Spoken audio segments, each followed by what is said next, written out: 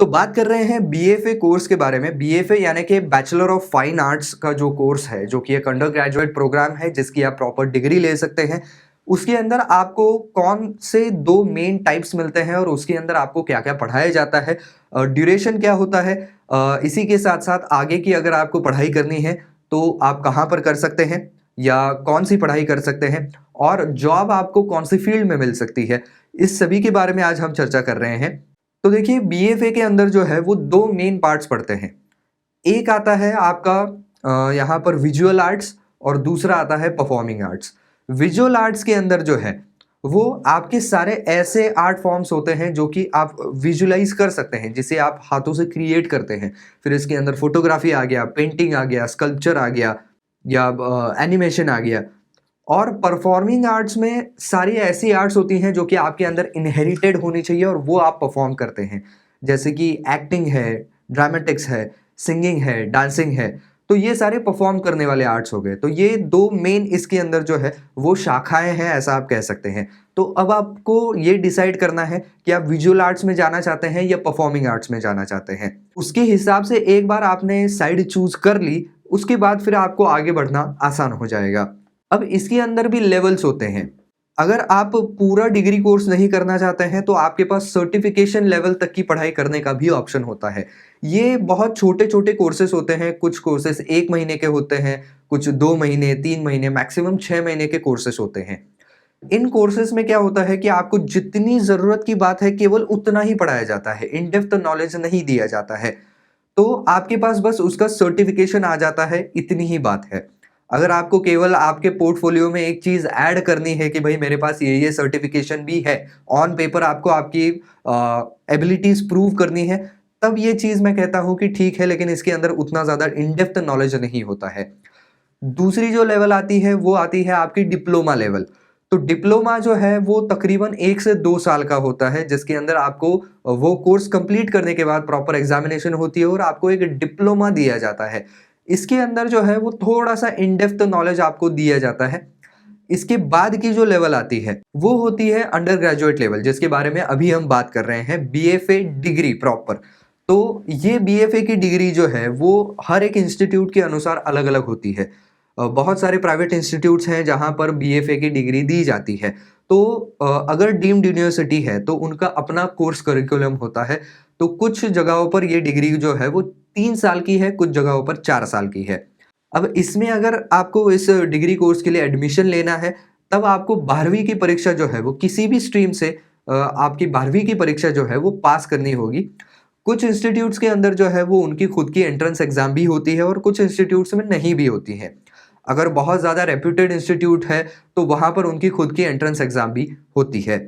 इसके बाद आपकी लेवल आती है पोस्ट ग्रेजुएट। तो उसे कहा जाता है एमएफए यानी कि मास्टर्स इन फाइन आर्ट्स। तो ऑब्वियसली आपको अगर मास्टर्स इन फाइन आर्ट्स करना है तो आपके पास बीएफए की डिग्री 3 या 4 साल की कंप्लीट होनी चाहिए। उसके बाद आप एमएफए के लिए भी अप्लाई कर सकते हैं। और आखिर में आती है आपकी डॉक्टरेट डिग्री।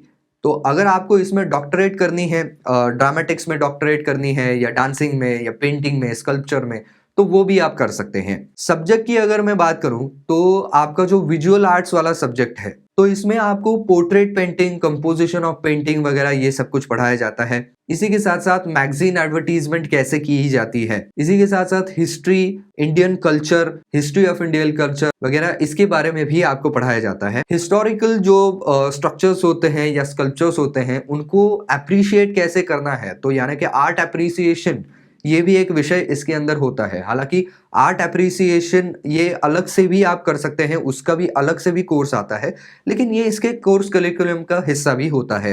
यदि आप यहाँ पर परफॉर्मिंग आर्ट्स में जाते हैं तब आपको परफॉर्मिंग आर्ट से रिलेटेड सारे जो है वो सब्जेक्ट्स होते हैं। अगर आप थिएटर में जाते हैं तब आपका जो है वो बॉडी एक्टिंग क्या होता है, वॉइस कल्चर क्या होता है, साथ ही साथ बाकी के जो एस्पेक्ट्स होते हैं ड्रामा के, ड्रामा की हिस्ट्री क्या है, ड्रामा के परफॉर्मिंग के अलग अलग टाइप्स कौन से होते हैं, माइमिंग एक्ट क्या होता है वगैरह, इसके बारे में पढ़ाया जाता है। सिंगिंग के अंदर अगर आप जाएंगे तो अलग अलग टाइप की सिंगिंग क्या होती है वगैरह, इसके बारे में पढ़ाया जाएगा। डांसिंग में जाएंगे तो डांस के अलग अलग फॉर्म्स के बारे में, उसकी हिस्ट्री के बारे में आपको पढ़ाया जाएगा। तो जो सब्जेक्ट्स हैं वो आपको, जो आप स्ट्रीम चूज कर रहे हैं उन दोनों में से, उसके हिसाब से आपको सब्जेक्ट जो है वो आने वाले हैं। अब जॉब प्रोफाइल्स की बात करें तो देखिए ये एक आर्ट का फील्ड है, तो आर्ट की फील्ड में जो है वो बहुत सी बातें, आपका आर्ट कैसा है और आपकी पहचान कितनी है, आपके आर्ट को कितना अप्रिसिएशन मिल रहा है, इसके ऊपर बहुत ज़्यादा तौर पर डिपेंड करती है।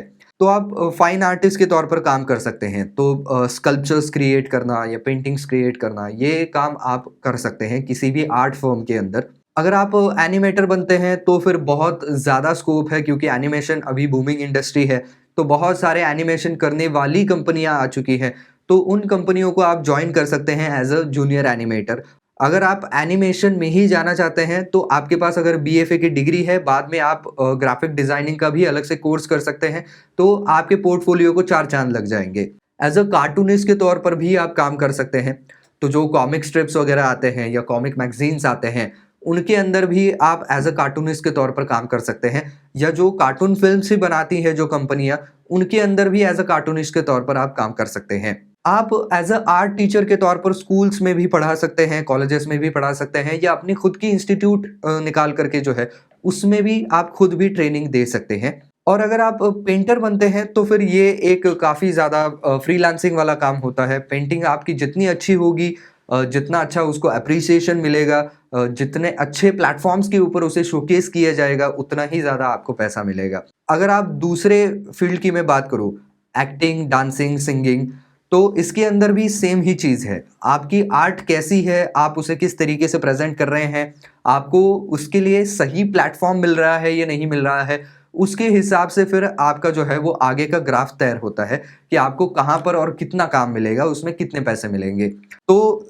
आपको बेसिक पढ़ाने का काम जो है वो कॉलेजेस ज़रूर करते हैं, लेकिन आगे चल कर के जो है वो ये कोई इंजीनियरिंग जॉब नहीं मिल सकता है। जैसे इंजीनियरिंग डिग्री होती है कि वो डिग्री दिखा दी किसी को और जॉब मिल गया, ऐसी बातें इसके अंदर नहीं होती है। इसमें ज़्यादातर करके फ्रीलांसिंग का काम होता है, और आपके गुडविल और आप कैसा काम कर रहे हैं उसके ऊपर बहुत सारी चीज़ें डिपेंड करती हैं। तो बस आज के वीडियो में इतना ही। अगर वीडियो पसंद आया है तो लाइक ज़रूर कर दीजिए, ज़्यादा से ज़्यादा शेयर कर दीजिए, और आपने वीडियो यहाँ तक देख लिया है तो आई एम अज्यूमिंग कि आपको वीडियो पसंद आया है, तो सब्सक्राइब ज़रूर कर दीजिए चैनल को ऐसे ही और इम्पोर्टेंट वीडियोस देखने के लिए।